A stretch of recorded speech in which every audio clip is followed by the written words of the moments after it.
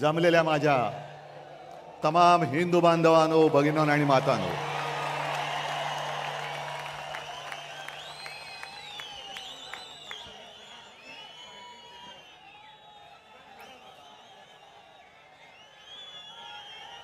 सर्वप्रथम आपल्याला सर्वांना दसऱ्याच्या शुभेच्छा देतोय। आज शस्त्रपूजन आणि सरस्वती पूजन करत असतो आपण।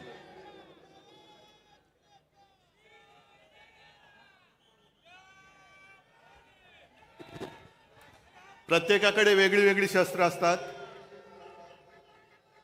कोणाकडे तलवार आहे, कोणाकडे गन आहे, कोणाकडे मशीन गन आहे, पण आमच्याकडे लढवय्या मन आहे।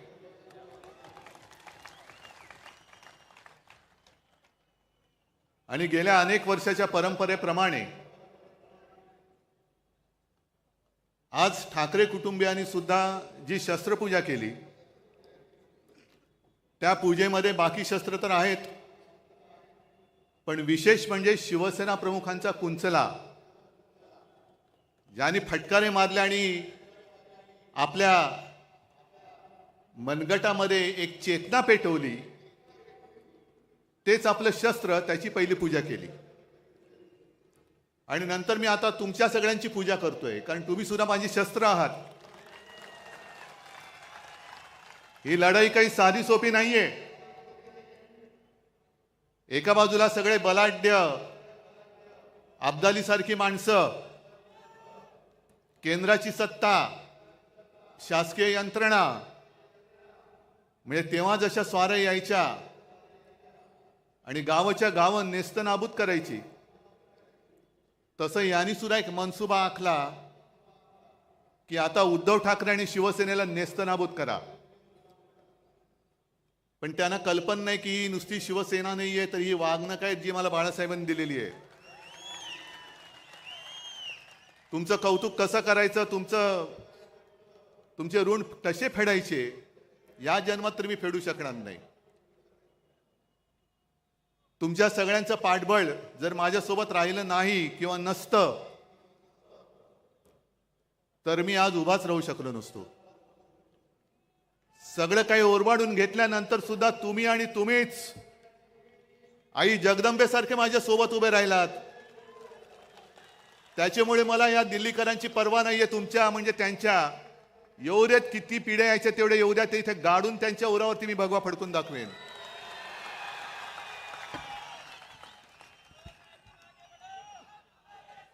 मजल दर मजल करत चाललेलो आहोत।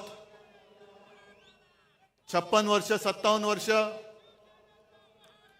मी तर म्हणेन दरवर्षी शिवसेनेला नवीन अंकुर फुटतायत। आणि आज हे भगवे जे आहेत, हे भगवे मशाली झालेले आहेत त्यांच्या। इथला प्रत्येक शिवसैनिक आजपासून शिवसेना प्रमुखांची, बाळासाहेबांची मशाल बनवून या भ्रष्टाचारी सरकारला चूड लालवाशिवाय राहणार नाही। संजय राऊतजी, आपण जे बोललात की टाटांबद्दल सांगितलं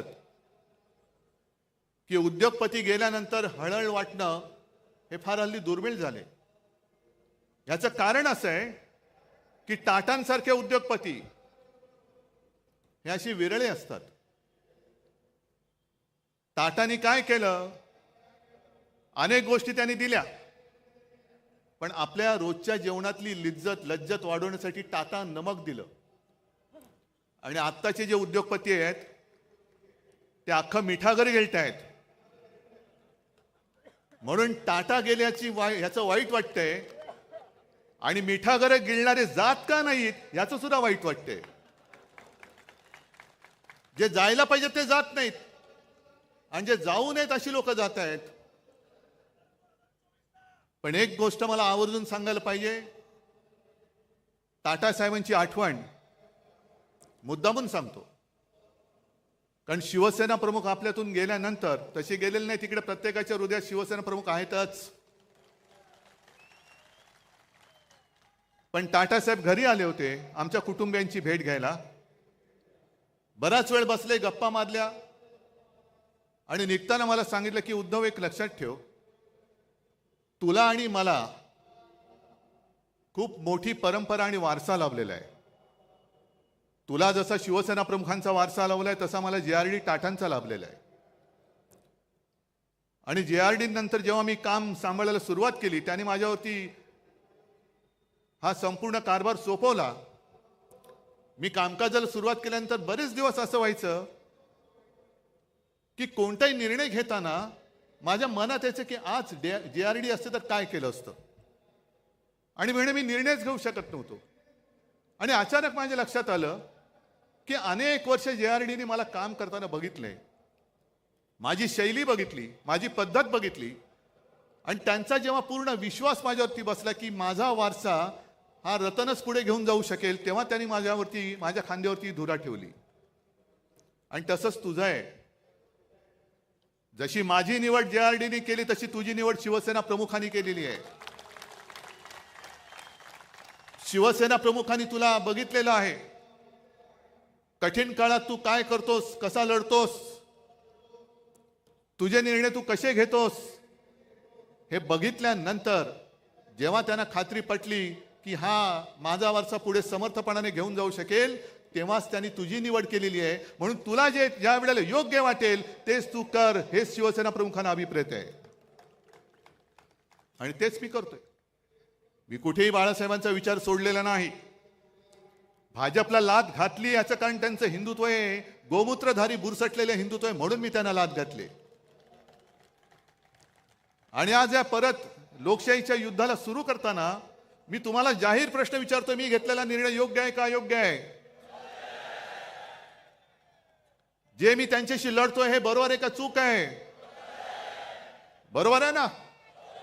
मग जा त्या मिंद्यांना सांगा की तुझा विचार हा बाळासाहेबांचा विचार नाही. आज त्यांनी जी काय एक जाहिरात केलेली आहे, हिंदुत्व आमचा श्वास, मराठी आमचा प्राण, पण पुढच्या 2 ओळी राहिल्या, हिंदुत्व आमचा श्वास, मराठी आमचा प्राण, अदानी आमची जान, आणि आम्ही शेठजींचे श्वान.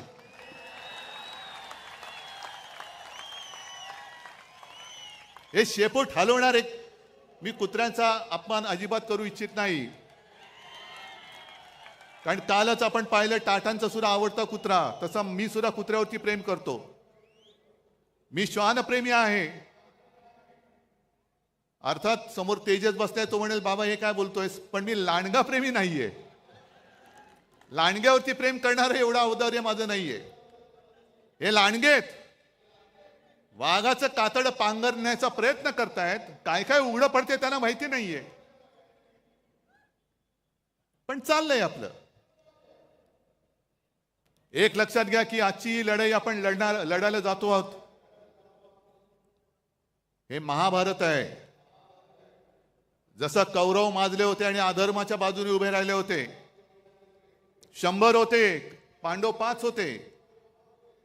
शकुनी मामा कोण आहे तुम्हाला माहितीये?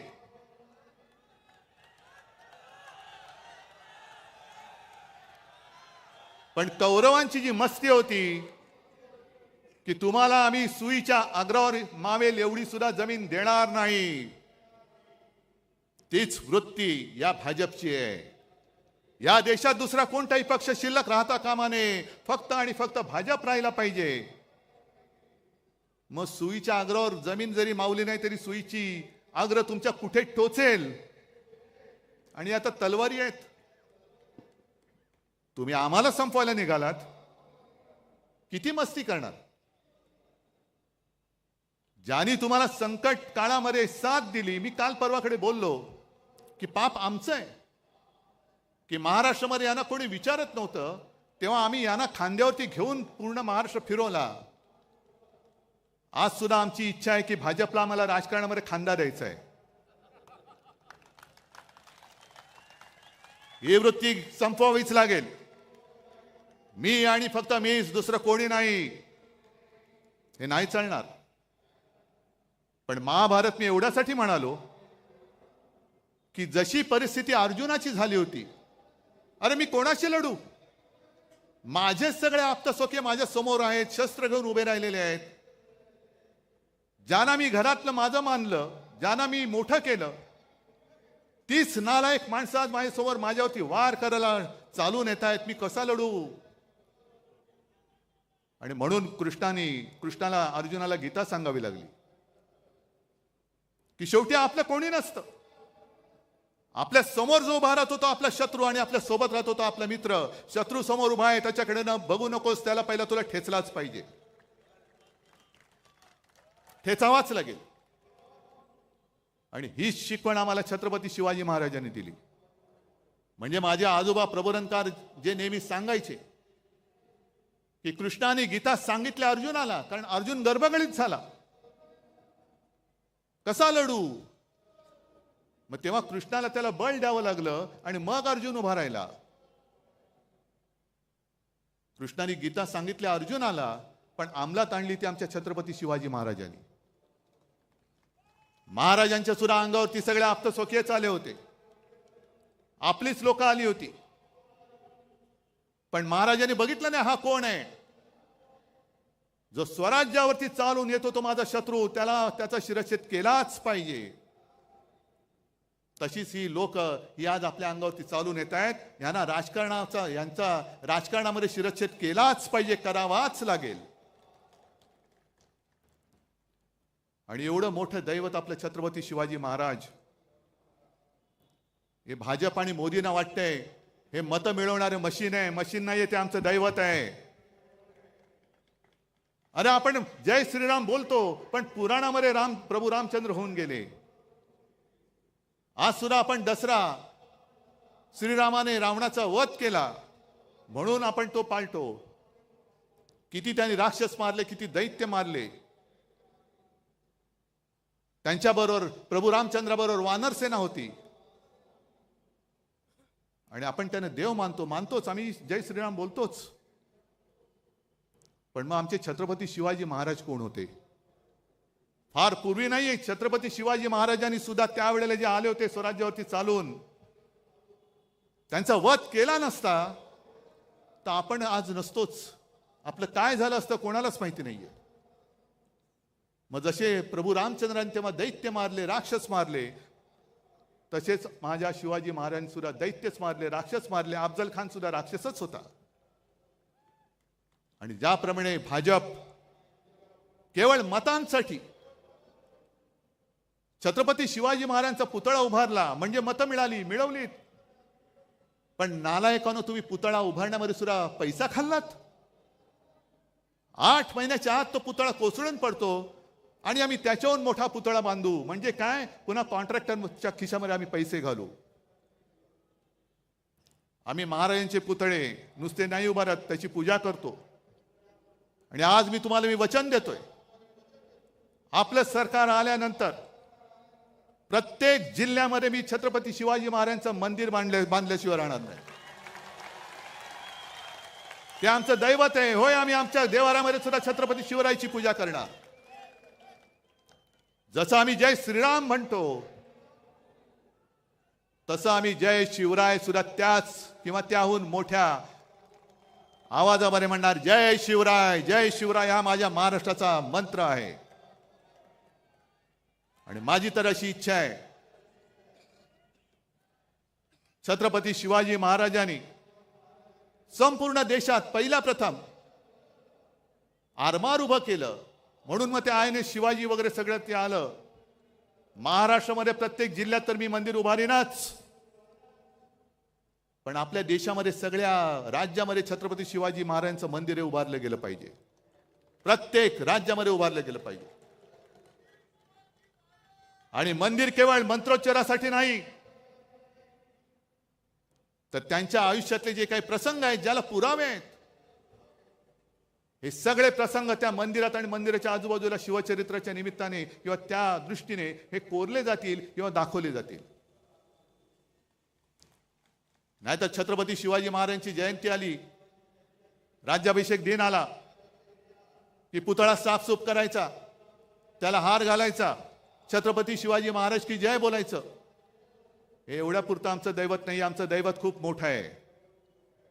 दुसरा कोणता असा राजा आहे की 400 वर्ष झाल्यानंतर सुद्धा छत्रपती शिवाजी महाराज की जय बोलल्यानंतर एक वेळ मुर्दा पुन्हा उठून उभा राहू शकतो, एवढी ताकद दुसऱ्या कोणत्या जयघोषामध्ये आहे? मोदीजी, तुम्हाला आणि तुमच्या मिंद्या सरकारला शिवाजी महाराज म्हणजे नुसतं मतं मिळवण्याचं यंत्र वाटत असेल तर त्याचं यंत्र नाहीये, ते म्हणजे काही ईव्हीएम नाहीये. ईव्हीएम सारखा माझ्या महाराजांचा वापर करू नका. आम्ही आमच्या दैवताचा मान राखणारच. करा, तुम्हाला किती कोणाला टीका करायची ती करा, मला परवा नाही. मी महाराजांना देव मानतो. तुम्ही मानत असाल नसाल बघून घेईल महाराष्ट्र तुम्हाला. जो महाराजांच्या मंदिराला विरोध करेल त्याला माझा महाराष्ट्र, छत्रपती शिवरायाचा महाराष्ट्र बघून घेईल. पण हे आपलं दैवत आपण नाही पूजायचं तर दुसरं कोणी पूजायचं? काय मोदींची मंदिरं बांधणार? आज म्हणे संघाला काहीतरी 100 वर्ष होत आहेत, या वर्षी का पुढच्या वर्षी. मला आदर आहे, भागवतांबद्दल आदर आहे, संघाबद्दल आदर आहे, संघाच्या कार्यकर्त्यांबद्दल आदर आहे. फक्त ते जे काय करतात त्याच्याबद्दल आदर नाहीये. याचं कारण मला भागवतजींना विचारायचं आहे की तुम्ही ज्या काही गोष्टी सांगता आहात त्या कोणासाठी सांगतात? कारण त्यांनी मध्ये सांगितलं की हिंदूंनो आता स्वसंरक्षणासाठी एकत्र या. म्हणजे काय? 10 वर्ष झाली विश्वगुरु तिकडे बसलेत, अजूनही तुम्ही हिंदूंचं संरक्षण नाही करू शकत? मग ते राजू श्रीवास्तव तो होता ना आपला, कॉमेडी करायचा, त्यांनी सांगितलं होतं एकदा की पूर्वी कसं होतं, ते गुरखे असायचे, रात्रभर राखण करायचे, जागते रहो जागते रहो मेरे भरोसे पर मत रहो. म्हणजे तुमचं रक्षण तुम्ही करा, आम्ही नालायक आहोत, तुम्ही निवडून दिलं तरी तुमचं रक्षण करू शकत नाही, तुमचं रक्षण तुम्ही करा. मग कशाला पाहिजेत मोदी? जर 10 वर्ष, हे 11वं वर्ष संपूर्ण देशाने तिसऱ्यांदा सत्ता देऊन सुद्धा या देशातला हिंदू, जर तुम्ही आता म्हणत असाल हिंदू खतरे में है, तर मी म्हणेन काँग्रेस का बरी होती? कारण त्या काळात तुम्हीच म्हणायचा की इस्लाम खतरे में है. आता हे तुम्हाला सगळं आठवतंय. मग त्याने आज सांगितलं की बांगलादेशमध्ये जे काही घडलं, काही जगामध्ये असं होतंय की देशातली सरकार पाडली जात आहेत, तिकडे अस्थिरता माजवली जाते आणि मग अल्पसंख्याक कोणी असोत ते धोक्यामध्ये येतात, असुरक्षित होतात. आता आपल्याकडे एक म्हण आहे, लेकी बोले सुने लागे. पण हे बांगलादेशाला बोलतात म्हणजे सुने लागे लेकी लागे की काय? की बांगलादेशात काय चाललं, तुमचे जे बसलेत तिकडे ते या देशामध्ये काय करतायत? मला या पद्धतीने गद्दारी करून खाली खेचलं हे तुम्हाला दिसलं नाही? ज्या शिवसेना प्रमुखांनी तुम्हाला साथ सोबत दिली, त्यांचा पुत्र मुख्यमंत्री म्हणून बसला होता, काम करत होतो की नव्हतो? आणि एवढं करून सुद्धा गद्दारी करून तुमच्याच ह्या शकुनी मामाने आमचं सरकार खेचलं आणि गद्दारांना उरावर घेऊन राज्य करताय. मग RSS ला मला विचारायचे की 100 वर्ष झालेत, घ्या चिंतन शिबिर घ्या. आणि 100 वर्ष तुम्ही का घालवलीत? का कष्ट केले? का मेहनत केली? का पिढ्या बर्बाद केल्या? आत्ताची जी काय भाजप आहे, ही भाजपा तुम्हाला मंजूर आहे, आम्हाला तर मंजूर नाहीये. कारण पूर्वीचा जो भाजप होता अटलजी आणि अडवाणीजींचा, तो एक कसा एक वेगळा होता, भगव्याला मानणारा होता. त्याच्यामध्ये एक वेगळ्या प्रकारचं मी म्हणेन पावित्र्य होतं, आत्तापेक्षा तरी नक्कीच होतं. पण आत्ताचा भाजप हा हायब्रिड झालेला आहे. म्हणजे जसं संकरित गाय असते ना, हायब्रिड. म्हणजे मी काय ऐकलेलं आहे असं की सगळे म्हणजे दुसऱ्या परदेशी वळूची बीज वगैरे त्यांच्या गर्भाशयात टाकतात, त्याचा भाजप झालाय. सगळे इतर पक्षाची लोक, मोठमोठे नेते या भाजपच्या गर्भात घुसलेमध्ये, आणि तो भाजप हा आमच्यावरती राज्य करणार. एवढा वाईट असा विचार आजपर्यंत कोणी दिलेला नव्हता. भारतीय जनता पक्ष, लाज वाटली पाहिजे भारतीय म्हणायला, आणि जनतेचा पक्ष तो राहिलेलाच नाहीये. सगळे विचित्र भ्रष्टाचारी माणसं एकत्र करून तुम्ही आमच्यावरती राज्य करतात. अहो, गद्दारांना आणि चोरांना नेता मानून तुम्हाला आमच्याशी लढावं लागतं, ह्याच्यातच तुमचा पराभव आहे.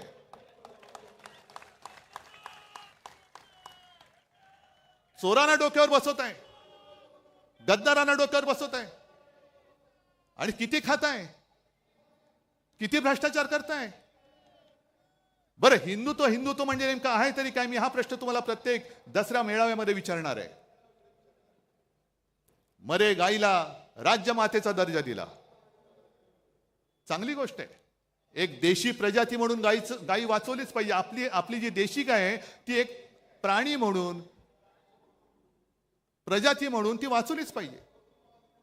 पण मला आता प्रश्न असा पडलाय की गाय ही राज्यमाता झाली असेल, मराठी अभिजात भाषा झाली, मग राज्याची राज्यभाषा कोणती? कारण राज्यमाता गाय. मग गायीचं हंबरणं ही आपली राज्यभाषा होणार का? आणि गायीचं हंबरणं ही जर का राज्यभाषा असेल तर कवळ्या कवळ्या मुलींवरती जे काय अत्याचार होत आहेत ते तो हंबरडा तुमच्या कानावरती का पडत नाही? हा माझा पुढचा प्रश्न आहे. महिलांवरती जे अत्याचार होत आहेत, गोरगरीब जे त्रासलेले आहेत, हा हंबरडा हा तुमच्या कानावरती जात नसेल तर कशाला गाईला राज्यमाता मानताय? पहिला आईला वाचवा, मग गाईला वाचवा, हे आमचं हिंदुत्व आहे. पण केवळ महागाई तुम्ही रोखू शकत नाही म्हणून गाईच्या आड लपणार असाल तर तुमचा हा भाकडपणा आम्हाला मंजूर नाहीये. काय अशी लोक एकदम मध्ये सुपटतात, गोरक्षक. गेल्या काही दिवसांपूर्वी मला वाटतं हरियाणा का कुठल्या एका राज्यात एका 22-23 वर्षाच्या कवळ्या मुलाचा पाठलाग करून गोळ्या घालून खून केला. का? तो कवळा मुलगा त्याच्या मित्रांसोबत फिरायला रात्री फिरत होता. हे तथाकथित गोरक्षक यांनी त्यांचा पाठलाग केला. त्याला काय वाटलं, त्यांनी पण गाडी पळवली, ह्यांनी पण गाडी पळवली. मग ती गाडी अडवली गेली आणि उतरून त्याला खाड गोळ्या घालून त्याला मारला. याचं कारण संशय असा होता की तो गाडीतून गोमांस घेऊन जातोय, गोमांसाची तस्करी करतोय. निघाला कोण? आर्यन मिश्रा. काय कुठे बातमी आली दुसऱ्या दिवशी? नाही, कारण मारला गेला हिंदू. पण हाच जर का आर्यन खान असता, आणखीन कोणतरी आर्यन शेख असता तर काय आगडो मुसळला असता. हिंदुत्व खतरे में, हिंदुत्व खतरे में. जर गोमांसाची तस्करी केली म्हणून तुम्ही आर्यन मिश्राला मारला असाल तर मग किरण रिजिजू जे बोलले स्वतः की मी गोमांस खातो, बीफ खातो, काय माझं वाकडं करायचं तर करा, काय केलं का त्यांना काय तुम्ही करत नाही, गोळ्या घाला, असं माझं म्हणणं नाहीये. पण हा दुतोंडीपणा का करतात? कवळी कवळी मुलं तुम्ही मारतात, गोळ्या घालून मारता, आणि जे बीफ खातो तुम्हाला काय उखडाचे ते उखडा म्हणणारे त्यांना मोदीजी तुम्ही तुमच्या कॅबिनेटमध्ये बाजूला मांडी लावून बसवता. हे हिंदुत्व मला मान्य नाही, हे थोतांड मला मान्य नाहीये. आणि म्हणून मी लढतो यात बेगडी हिंदुत्ववाद्यांशी. नव हिंदुत्ववादी जे म्हणतात बेगडी हिंदुत्ववादी, म्हणून मी लढतोय त्यांच्याशी. एक तर संपूर्णपणे तुम्ही देशाची विल्हेवाट लावलेली आहात. हिंदू मुसलमान असा तर झगडा लावलेलाच आहात. हिंदूंमध्ये पुन्हा भेदभाव करतायत. महाराष्ट्रामध्ये आल्यानंतर हिंदूमध्ये पुन्हा मराठी अमराठी करताय. मराठी माणसामध्ये पुन्हा जातीपातीमध्ये भांडणं लावतायत. याला आरक्षण देऊ, त्याला आरक्षण देऊ.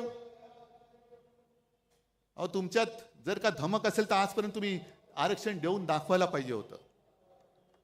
मग ते मराठ्यांचं आरक्षण असेल, धनगरांचं आरक्षण असेल, ओबीसींचं आरक्षण कायम ठेवण्याचा प्रश्न असेल, आदिवासींचं आरक्षण कायम ठेवण्याचा प्रश्न असेल, हे आजपर्यंत तुम्ही करून का दाखवलं नाहीत?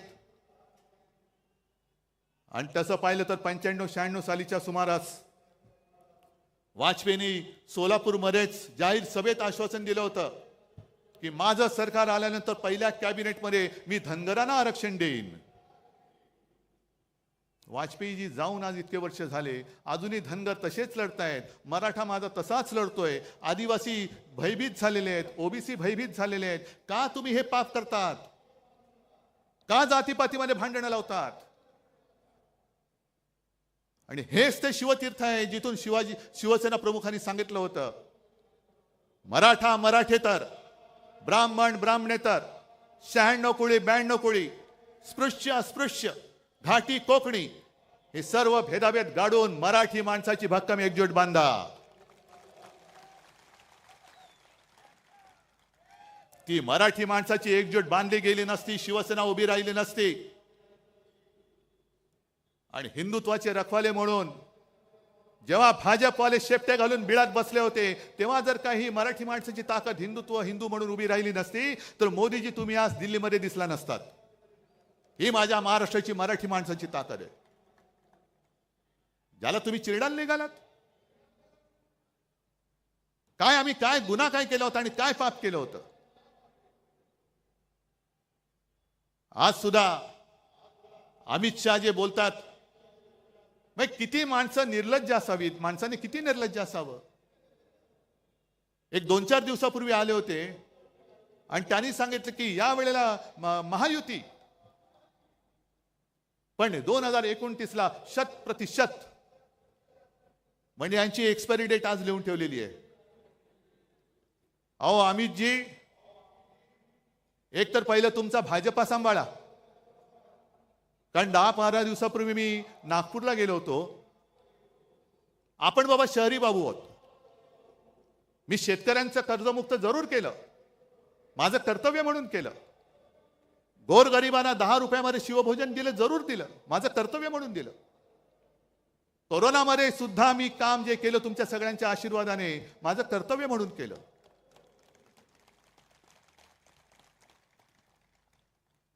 पण नागपूरला मी गेलो, मी तुम्हाला का म्हटलं की मी शहरी बाबू आहेच, मला शेतीतलं कळत नाही, पण शेतकऱ्याचे अश्रू मला दिसतात जे तुम्हाला दिसत नाहीत. नागपूरमध्ये गेल्यानंतर मला तिथल्या लोकांनी सांगितलं की उद्धवजी हालत फार वाईट आहे. सोयाबीनला भाव नाही, कापसाला भाव नाही, गेल्या वर्षीचा पीक विमा अजून मिळालेला नाहीये, बँका कर्ज देत नाहीयेत, आणि त्याच्यामध्ये काय काय वेळेला नैसर्गिक आपत्ती येते. संत्र्यावरती म्हणतो एक डिंक्या रोग येतो. म्हटलं डिंक्या रोग म्हणजे काय? नाही, तो खोडावरती येतो किडा, खोड किडा, आणि तो खोड पकडून टाकतो. आणि दुसरा गुलाबावर आपलं कापसावरती येतो, कापसाच्या बोंडावरती येते ती गुलाबी अळी. आता ती अळी जॅकेट घालते की नाही मला माहित नाही, पण तिला गुलाबी बोंड अळी असं म्हणतात. अमित शहाजी, तुमच्या भाजपच्या झाडाला दाढीवाला खोडकिडा लागलाय आणि तुमच्या बोंडावरती गुलाबी जॅकेटवाली अळी पडले, ती बघा.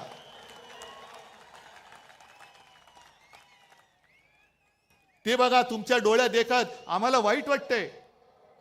अरे एकेकाळचा आमचा मित्र असा डोळ्या देखत कुरतडला जातोय, पोखरला जातोय, पण यांना त्याचं काही सोयरसुतक नाहीये. सत्ता पाहिजे, सत्ता पाहिजे, सत्ता जिहाद.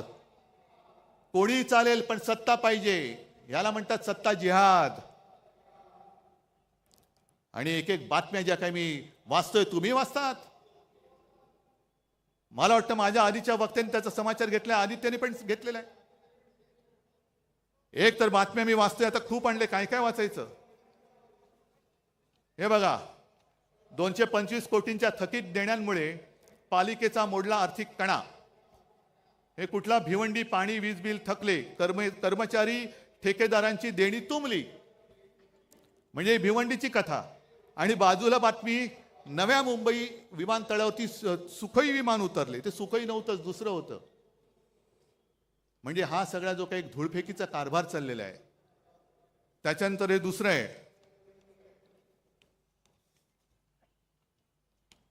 हे बघा, हे ठाण्याचं आहे. हजारो कोटींची खैरात करूनही ठाणे पालिकेची झोळी फाटकी. कोणाच्या खिशात गेले पैसे? मिंद्याच्या. त्याच्यानंतर आपल्याला या गोष्टी कळत नाही. नुकताच एक बातमी आणखीन एक आलेली की राज्यातल्या गावठाणाबाहेरील ज्या जागा आहेत त्याच्यावरचा अकृषी कर हा पूर्णपणे माफ केला. काय मोठा औदार्य आहे. अहो, पण मुळामध्ये गावठाणामध्ये अकृषी कर नव्हताच. गावठाणा शब्द वापरल्यामुळे आपल्याला असं वाटतं कुठेतरी खेडोपाडी हा कर होता आणि तो रद्द केला. तसा नाही. हा कर रद्द झाला तो आपल्या शहरांमधला झालेला आहे. महा शहरामधला कर, इकडे मोठमोठे उभे राहतात टॉवर्स, हे कोण बांधतंय? हजारो कोटींचा महसूल बुडवून तुम्ही तुमच्या मित्रांसाठी हा कृषी दर कर रद्द केलेला आहात. थोडे दिवस थांबा जरा, 1-2 महिने थांबा, आमचं सरकार येतंय. आणि ही जी काय तुमची मस्ती आहे ना, 11 दिवसात तब्बल 1600 शासन निर्णय जारी. यातले अनेक निर्णय आम्ही रद्द केल्याशिवाय राहणार नाही. जे जे माझ्या राज्याच्या मुळावरती येणारे निर्णय आहेत, जे जे तुमच्या विकासकांचे, बिल्डरचे, मित्रांचे झोळ्या भरणारे निर्णय आहेत, ते आम्ही रद्द करूच. तुमच्यावरती पण गुन्हे दाखल करू. पण मी सगळ्या अधिकाऱ्यांना सांगतोय, तुम्ही या पापात सहभागी होऊ नका, नाही तर तुम्हाला सुद्धा तुरुंगात आम्ही टाकल्याशिवाय राहणार नाही. मुंबई महापालिकेची सुद्धा हालत एवढी वाईट केलेली आहे. साधारणतः 90,000 कोटीचं आपलं ज्याला एफडी म्हणतो, त्या एफडी यांनी तोडल्या. आणि माझी जी माहिती मिळाली आहे की साधारणतः 40,000 कोटी रुपये फक्त शिल्लक राहिलेत. बाकीचे उडवून टाकले. आणि 40,000 कोटी का? तर ते तोडता येत नाही म्हणून पगारासाठी ठेवावे लागतात, इतर देणी देण्यासाठी असतात. म्हणजे आपली मुंबई महापालिका ही एवढी श्रीमंत, ही श्रीमंत मुंबई, माझी मुंबईकर हा माझा श्रीमंतच आहे, मनाने श्रीमंत आहे. 90,000 कोटी यांनी उडवून टाकले. आणि विकास कामं एवढी काढली, जवळपास 2.5-3 लाख कोटीचे वर्क ऑर्डर यांनी देऊन टाकलेले आहेत. कोणाला दिल्यात? कसली विकास कामं? रस्त्यामध्ये सुद्धा कोणी खडी टाकली, कोणी सिमेंट टाकलं, याचा सुद्धा आम्ही चौकशी करणार आहोत.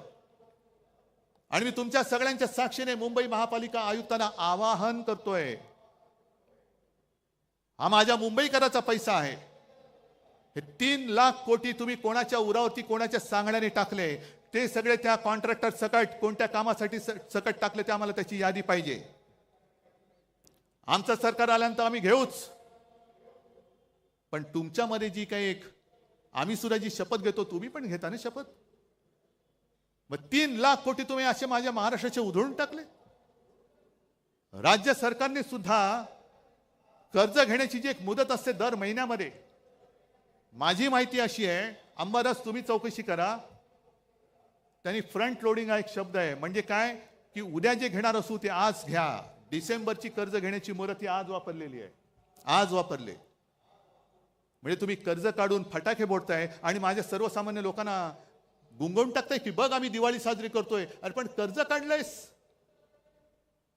म्हणजे पूर्वी जसे इतिहासामध्ये असे दाखले आहेत की आपला प्रतिस्पर्धी जिंकतोय म्हटल्यानंतर आता आपण वाचणं शक्य नाही, हार नक्की आहे, तर आपणच आपलं शहर जाळून टाकायचं. विध्वंस म्हणजे शत्रू आलाच, प्रतिपक्ष आलाच. होय, आम्ही तुमचे शत्रू आहोतच. जे जे महाराष्ट्र लुटतात त्यांचे आम्ही शत्रू आहोतच. तर त्यांच्या हाती काही पडू नये, सगळं खाऊन फस्त करायचं. मग आले की यांचा ठणठण गोपाळ. आणि एकूण जी भयानक परिस्थिती जी मगाशी आदित्यने सांगितली, तुम्हालाही माहिती आहे, धारावीच्या माध्यमातून अख्खी मुंबई लुटतायत. काय नाही दिलंय अदानीला? चंद्रपूरची शाळा दिली, तिथल्या खाणी दिल्या, विमानतळं दिली, बंदरं दिली, धारावीची झोपडपट्टी दिली, इथली वांद्रे रेक्लेमेशनची जागा दिली. त्या पलीकडे मुंबईमध्ये आणखीन मिठागरं, Kurla Mother Dairy, Dahisar check Naka, Mulund check नाका, सगळ्या जागा. जसं संजय तुम्ही बोललात, सब भूमी अदानी की. कशासाठी मग आम्ही जगायचं? का आम्ही संयुक्त महाराष्ट्राचा लढा देऊन मुंबई मिळवली? रक्त सांडून मिळवलेली मुंबई आहे. अदानीने आम्हाला बक्षीस दिलेली मुंबई नाहीये. आज जे आम्ही द्वेषाने लढतो आहोत, अनेक लोक मला विचारतात, अहो उद्धवजी तुम्हाला काय प्रॉब्लेम आहे, तुम्ही का नाही जात? म्हटलं का जाऊ, कसा जाऊ? अरे ज्या घराण्यामध्ये माझ्या आजोबांनी संयुक्त महाराष्ट्रासाठी लढा दिला, त्यावेळी ते पहिल्या 5 मधले नेते होते, माझ्या वडिलांनी दिला, माझ्या काकांनी दिला, त्या घराण्यातला मुलगा मुंबई माझ्या डोळ्यात विकली जात असताना शेपूट घालून किंवा पैसे घेऊन मी गप्प बसू शकतो? म्हणून मी लढतोय. माझ्यासाठी मी नाही लढत, मी मुंबईसाठी लढतोय, मी महाराष्ट्रासाठी लढतोय. जे दिसतंय ते पाहवत नाहीये. आणि सगळेच त्यांना सामील होणार असतील तरी देखील मी लढेन. जोपर्यंत तुम्ही माझ्या सोबत आहात तोपर्यंत मी लढेन. आणि मोदीजी तुम्ही जे बोलला होतात लोकसभेच्या वेळेला, जे फेक नॅरेटिव्ह सांगत होतात, पण तुम्ही जे बोलला होता ते रेकॉर्ड आहे कि ये लोग आपका मंगलसूत्र खींच लेंगे, ये आपके घर की टोटी निकालेंगे. घरातले नळ काढणार, मंगलसूत्र काढणार आणि कोणाला देणार? जिनके ज्यादा बच्चे हैं उनको आपका मंगलसूत्र दे देंगे.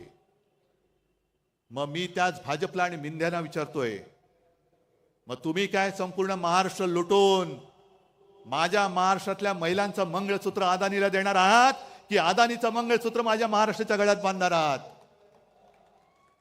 आम्ही अदानीचं मंगळसूत्र बांधणार नाही. अदानीच्या हातात मी माझ्या माता भगिनींचं मंगळसूत्र अजिबात देणार नाही. अदानी कोणी माझे शत्रू नाही आहेत, पण निविदेच्या बाहेरचे अनियमित मुद्दे आता त्याच्यामध्ये टाकून अदानींच्या हातामध्ये सगळा महाराष्ट्र आणि मुंबई देणार असाल तर आमचं सरकार आल्यानंतर आम्ही पहिलं धारावीचं टेंडर रद्द केल्याशिवाय राहणार नाही. आज मी जाहीर करून टाकतो.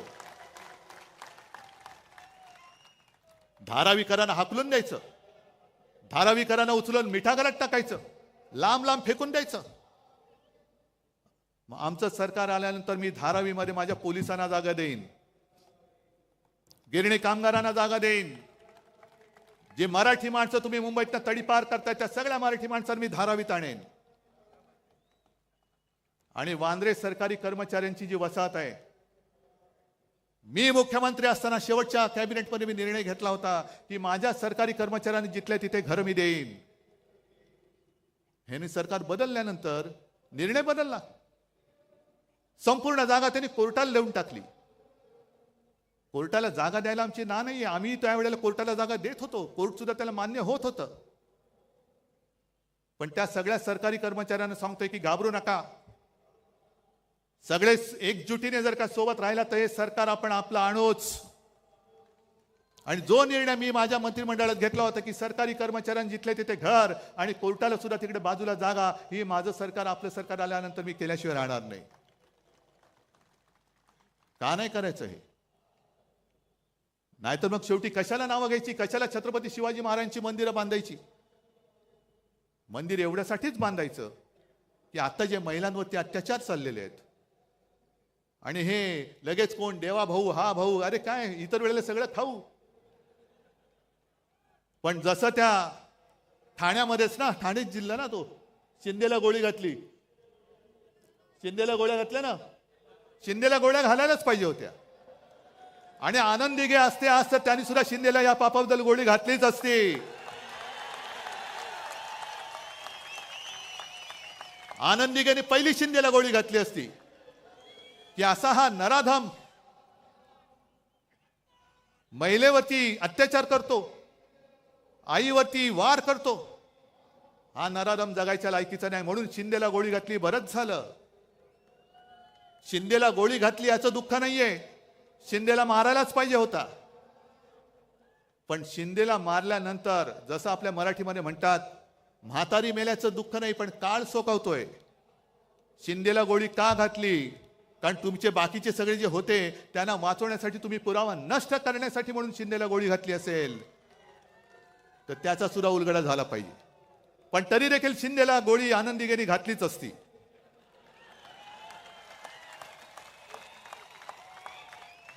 असे हे महिलांवरती अत्याचार करणारे शिंदे जगायच्या लायकीचेच नाहीयेत. आणि एकूण सगळा जर का आपण आढावा घेतला, रोज उठून बघतोय माझा महाराष्ट्र लुटला जातोय, लुटला जातोय, लुटला जातोय. काय त्यावेळेला निर्मला सीतारामन बाई बोलल्या होती की देश में अब 4 ही जाती है, एक गरीब, युवक, महिला आणि काय शेतकरी, आणखीन काय, कोणासाठी तुम्ही काम केले ते पहिले सांगा. आज संपूर्ण राज्याची तिजोरी खाली केली, महापालिकेची तिजोरी खाली केली, पण एक तरी माणूस मला दाखवा तुमच्या मित्रांखेरीज की जो समाधानी आहे. आज तुम्ही समाधानी? आणि म्हणून ही निवडणूक केवळ उद्धव ठाकरेची नाहीये.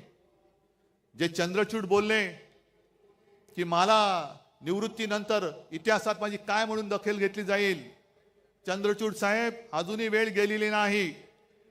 जर तुम्हाला इतिहासामध्ये तुमचं नाव अभिमानाने घ्यावं असं वाटत असेल तर आज ती वेळ आहे. लोकशाही वाचवा, लोकशाही वाचवा, लोकशाही वाचवा. तारखा मागून तारीख आणि बाहेर भाषण देऊ नका. निर्णय घ्या, निर्णय घ्या. भाषणाने निर्णय मिळत नसतो. जे तुम्ही बाहेर बोलताय तेच तुम्ही आतमध्ये द्या. तोच निर्णय आम्हाला पाहिजे. कारण संपूर्ण देशातली लोकशाही तुमच्याकडे बघते, न्याय देवता तुमच्याकडे बघते की तुम्ही गणपती पूजनाला मोदींना बोलवलं, ठीक आहे, गणपतीची पूजा जरूर करा, पण जेव्हा न्यायदेवता म्हणेल माझ्या मंदिरात तुम्ही येता तेव्हा तुम्ही माझ्या न्यायदेवतेला अभिमान वाटेल असं जे काय आहात ते करताय की नाही. झाले नाही तर आता या 21 तारखेला का 8 नोव्हेंबरला ते रिटायर होणार. म्हणजे अख्ख्या जगातली अशी एक विचित्र केस आहे की 3 सरन्यायाधीश त्यांची कारकीर्द संपवून गेले, पण ज्या लोकशाहीमुळे ते सरन्यायाधीश झाले त्या लोकशाहीला ते न्याय देऊ शकले नाहीत. ही लोकशाहीची थट्टा आहे. न्याय मंदिर सर्वोच्च आहे, पण त्याच्याही पेक्षा मोठं माझं या लोकांचं मंदिर आहे. हे माझं न्यायालय आणि या न्यायालयात मी आलेलो आहे. आज दार ठोकून ठोकून ठोकून आमचे हात दुखायला लागले, पण न्याय मंदिराचे दरवाजे उघडत नाही. आम्हाला न्याय देवता पावणार तरी कशी, आमचा न्याय निवाडा करणार तरी कशी. न्यायदेवतेच्या डोळ्यावरची पट्टी असते, तिला समोरचं कोण लहान आहे का मोठा आहे हा फरक नसतो. ती आक्रोश तिच्या कानावरती पडत असतो. पण एखादा धृतराष्ट्रासारखा जर का तिकडे बसला आणि समोर लोकशाही रूपी द्रौपदीचं वस्त्रण होताना सुद्धा माझं पुढे काय होणार ह्याची चिंता करत असेल, तर मग मी म्हणेन तुम्ही रिटायर झाल्यानंतरच मी तुमच्याबद्दल बोलेन.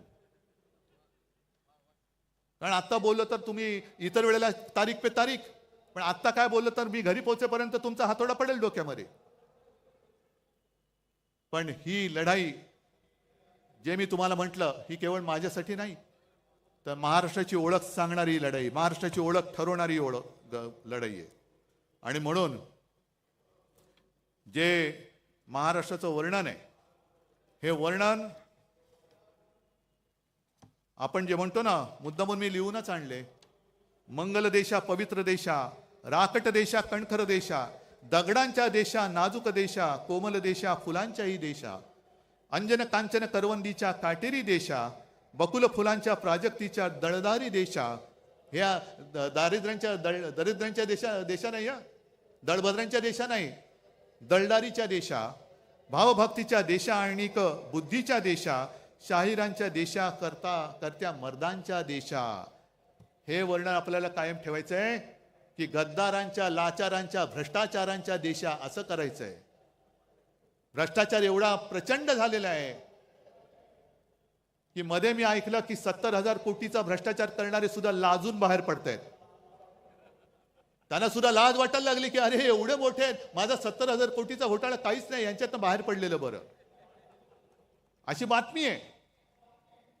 पण हे सगळं त्यांना लख लाभो हे आपण नाही सहन करून चालणार. जीवात जीव असेपर्यंत मी माझा महाराष्ट्र लुटायला देणार नाही. शेवटचा श्वास असेपर्यंत मी माझा महाराष्ट्र मोदी शहांचा होऊ देणार नाही. हा शाहू फुले आंबेडकरांचा महाराष्ट्र मी मोदी शहा अदानींचा महाराष्ट्र होऊ देणार नाही. हा शाहू फुले आंबेडकरांचा आणि छत्रपती शिवाजी महाराजांचा महाराष्ट्र आहे, तो मोदी शहांच्या हातात मी जाऊ देणार नाही.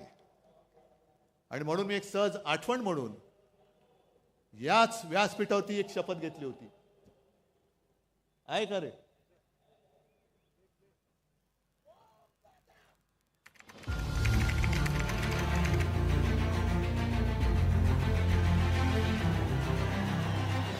छत्रपती शिवाजी महाराजांना वंदन करून आणि माझ्या आई वडिलांचे स्मरण करून मी उद्धव बाळासाहेब ठाकरे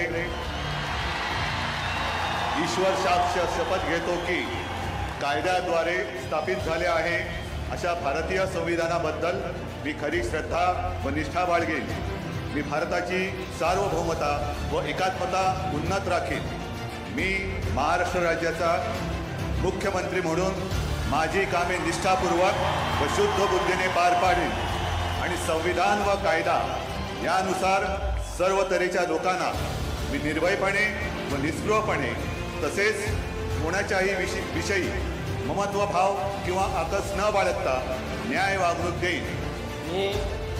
मी उद्धव बाळासाहेब ठाकरे ईश्वर साक्ष शपथ घेतो की महाराष्ट्र राज्याचा मुख्यमंत्री म्हणून माझ्या विचारार्थ आणली जाईल किंवा मला ज्ञात होईल अशी कोणतीही बाब असा मुख्यमंत्री म्हणून माझी कामे यथायोग्य पार पाडण्यासाठी आवश्यक असेल वादेखेरीज करून एरवी मी कोणत्याही व्यक्तीला किंवा व्यक्तींना प्रत्यक्षपणे वा अप्रत्यक्षपणे कळवणार नाही किंवा त्यांच्याकडे उघड करणार नाही.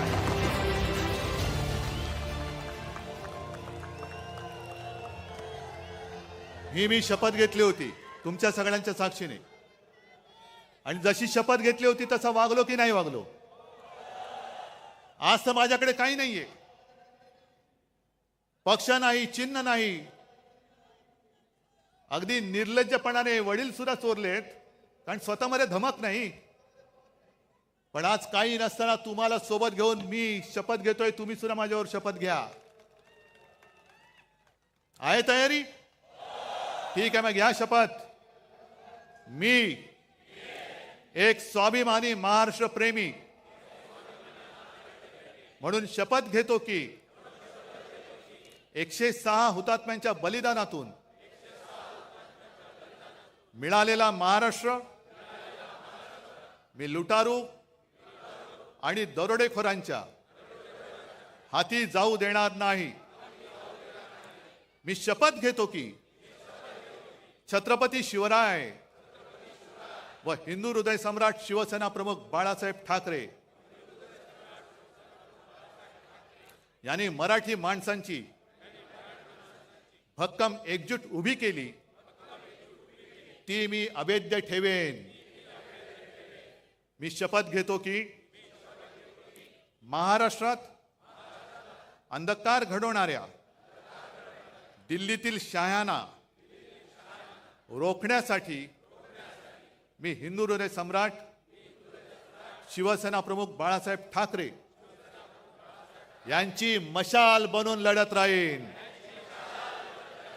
मी शपथ घेतो की हिंदू हृदय सम्राट शिवसेना प्रमुख बाळासाहेब ठाकरे यांना अभिप्रेत असलेली शिवशाही महाराष्ट्रात आणण्यासाठी मी हीच मशाल धगधगत ठेवेन. जय हिंद, जय महाराष्ट्र.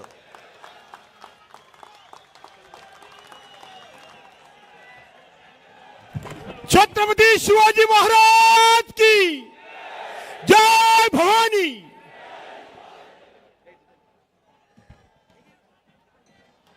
आणि यानंतर परंपरेनुसार शिवतीर्थावर रावणाचं दहन होणार आहे. सर्वांना विनंती आहे आपण मागच्या बाजूला बघून उभं राहावं.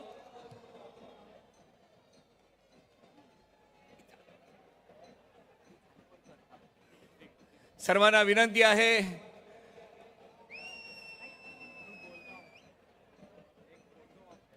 जरा मागे मागे.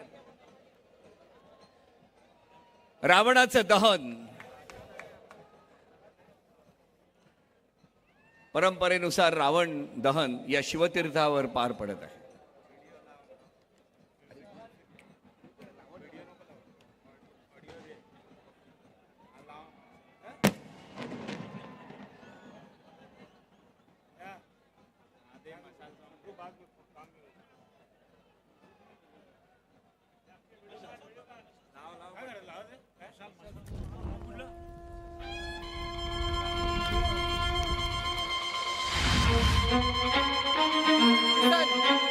शंखनाद होऊ दे, रणदुंदुभी वाजू दे, नाद घोष गरजू दे विशाल.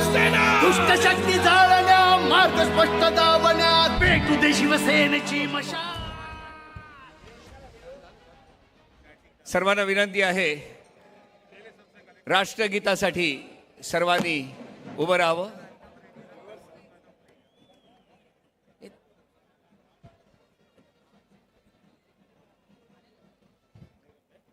राष्ट्रगीत.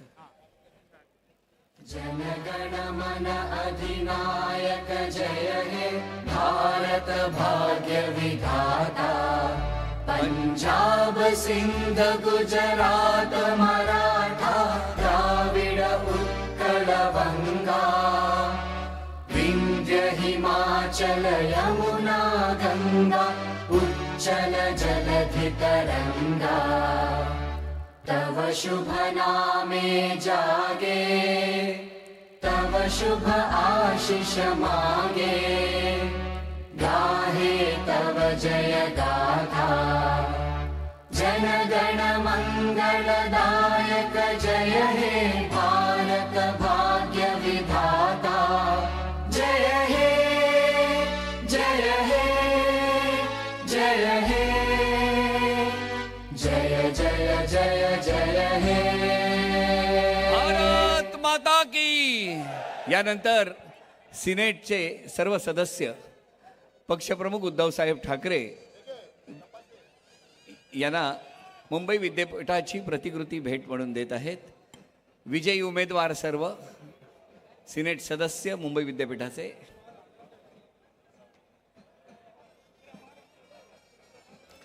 यानंतर शिर्डीवरून श्री साईबाबांना जो हार अर्पण करण्यात आला होता तो प्रसाद म्हणून उद्धवजींना शिर्डीवरून घेऊन आलेले आहेत. जय हिंद, जय महाराष्ट्र.